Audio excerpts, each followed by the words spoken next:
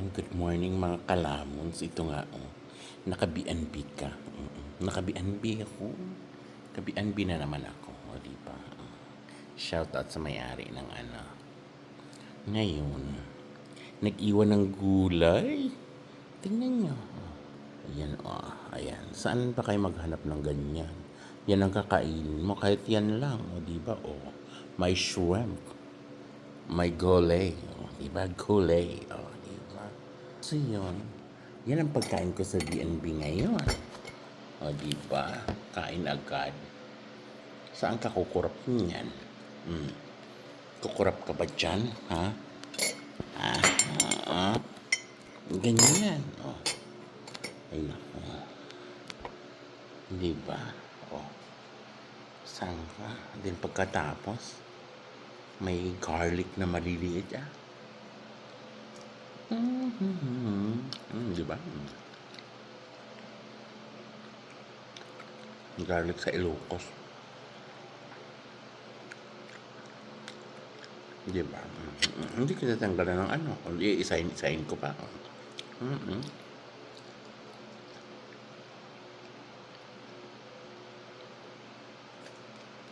Nakain garlic ah. Ngayon, kasi kaalis lang nila ngayon, di ba? So, nag-iwan ng pagkain na luto na. So, ano na lang, init-init.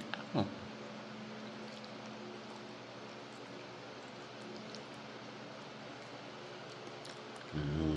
Ang garlic. Inagyan ko lang namin garlic. Amoy garlic. Di ba? Ininit ko siya. Parang ano, garlic rice. Pero ano, hindi ko tinimplahan kasi may ano, gulay. Yeah.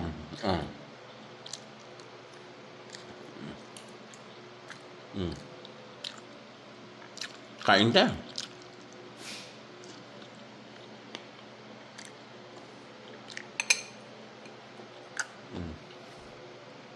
Sili. Tingnan natin kung hindi ba nga.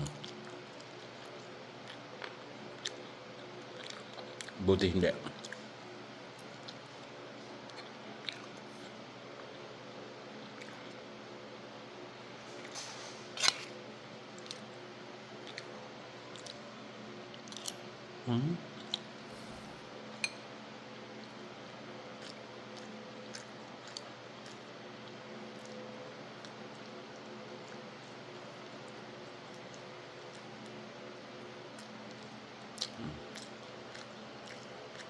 Garlic.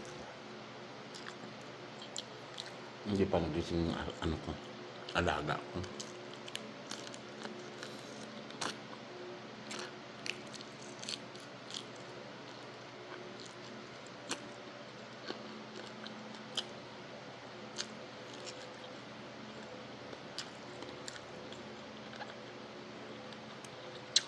Kasi akala nyo, pag ako kumakain ng shrimp na hindi ganun kalaki, pag kaya pang kainin yung balat kinakain ko yun. Yung ulo lang sinisip-sip. Yun.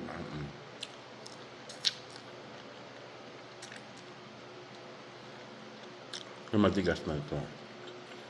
Pero yung katawan, buntot na lang natira. Kasi pwede pa siyang kainin. Sabi niya, eh bakit di kain balat? Kasama sa bayad, no? Bakit ang balat bagin?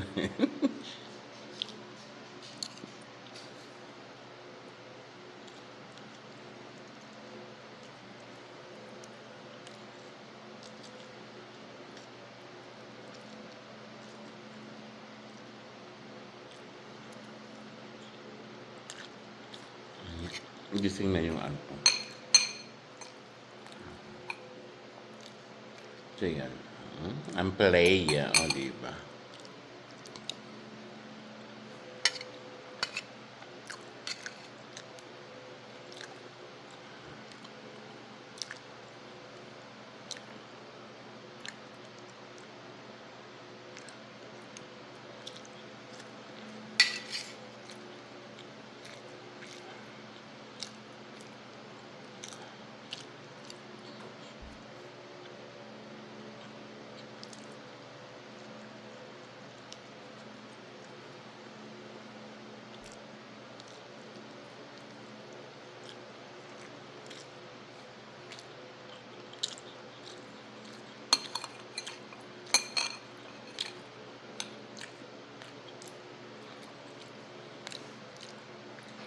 Sarap ng B&B pag ganito.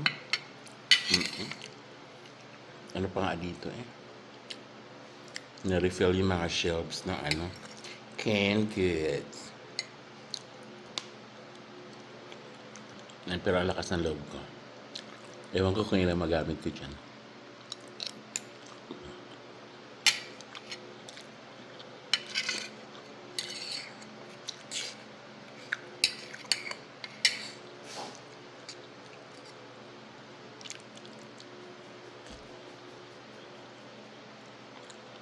Yung kayo kayo,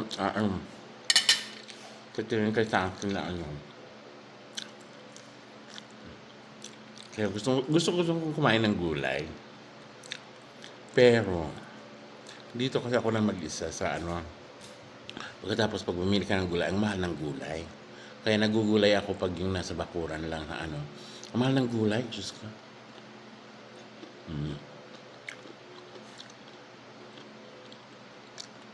Kaya nasa IBNB ako. May libreng mga gulay-gulay. Iniluto pa. Bago siya umalis. Alam bakit? Kasi alam niya, hindi ko lulutuin.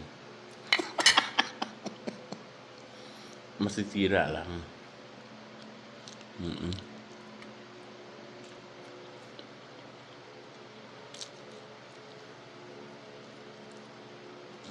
Kapag ako nagluto, guaranteed one vegetable. Pag nakain ito, pinakbet. Pero social na may pakbet, may hipon.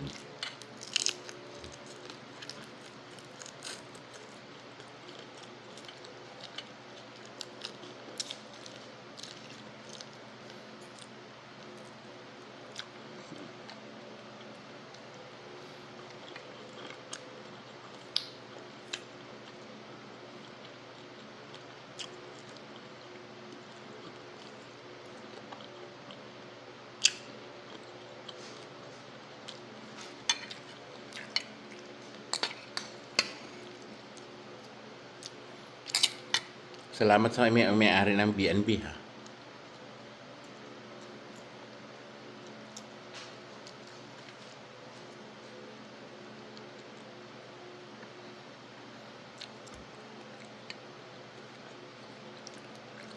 Ang sarap ng garlic na ano.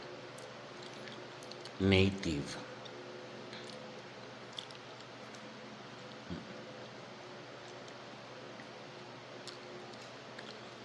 May garlic, super maliliit kasi.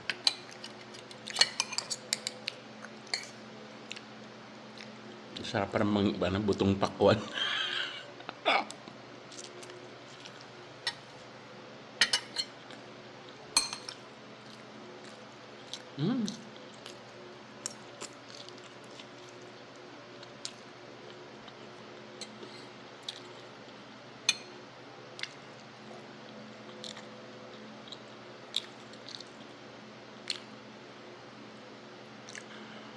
Yan na.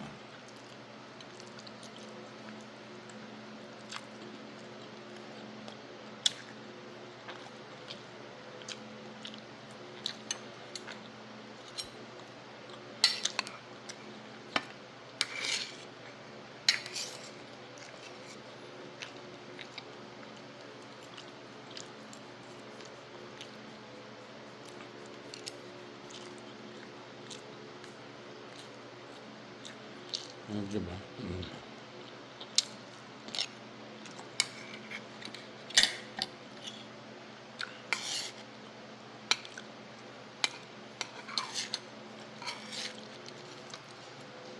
Kasi dito pag bumili ka ng gulay, Diyos ko tayo.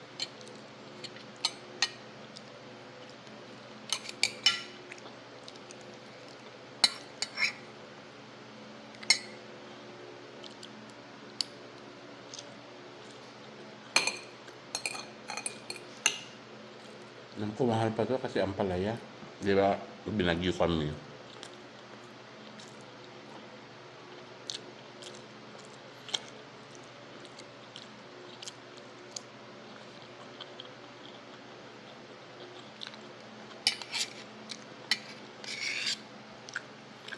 Kahit isang ano pa yan.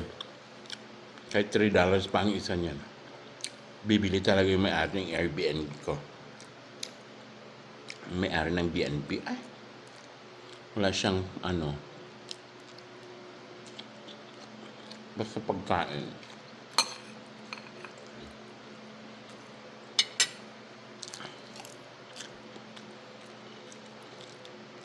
Kahit ito nga from the Philippines.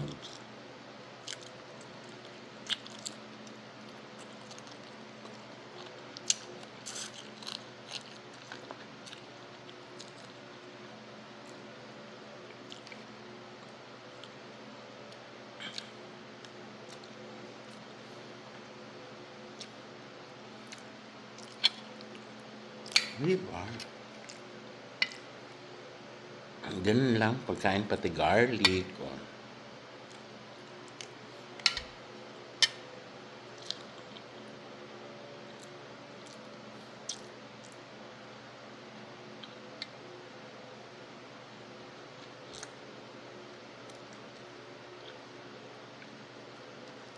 Kasi pag prito ko, sinama ko yung balat. Kaya, hindi ko na tinanggal. Kasi mas mabango siya eh.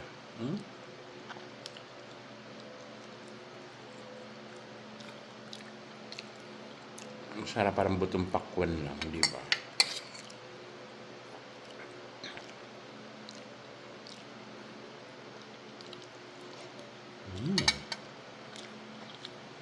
Saan kayo niya?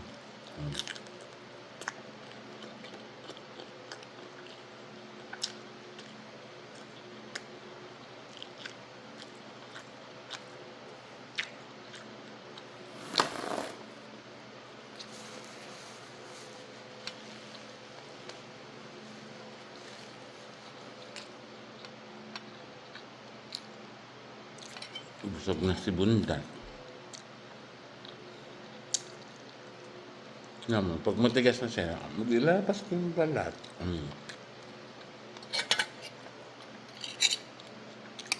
Pag hindi kaya ng ngipin ko,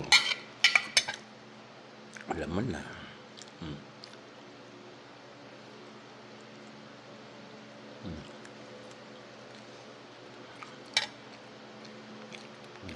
Yung mga garlic.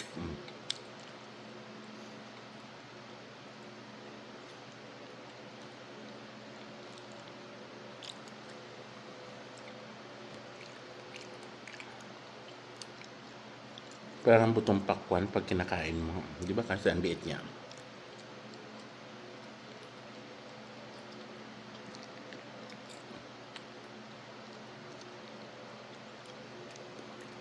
Sumaya, ang bango ng garlic ang hininga mo.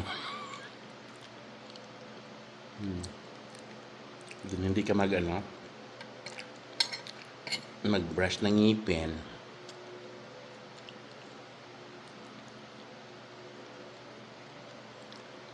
Then maikaano ka.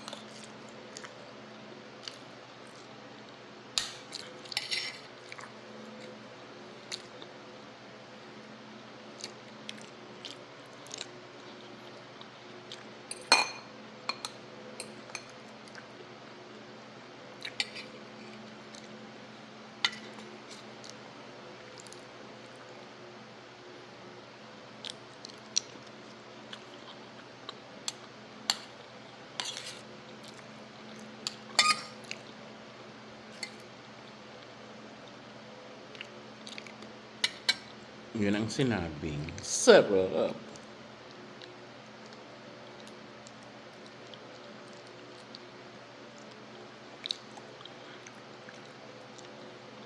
Lalo na alay ko sa garlic na.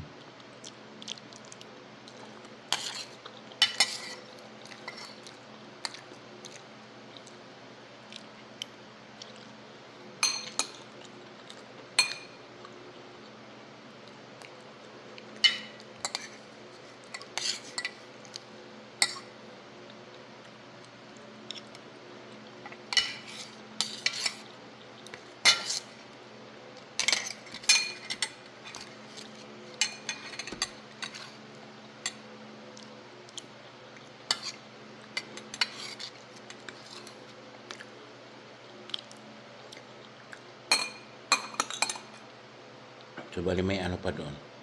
Ilang kain pa eh.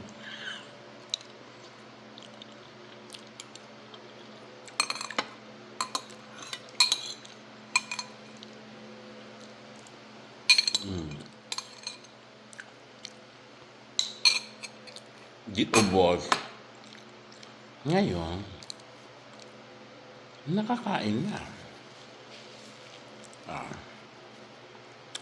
Ang tawag doon, solve na naman si Bundat. No? Imagine mo yung garlic ko. Oh.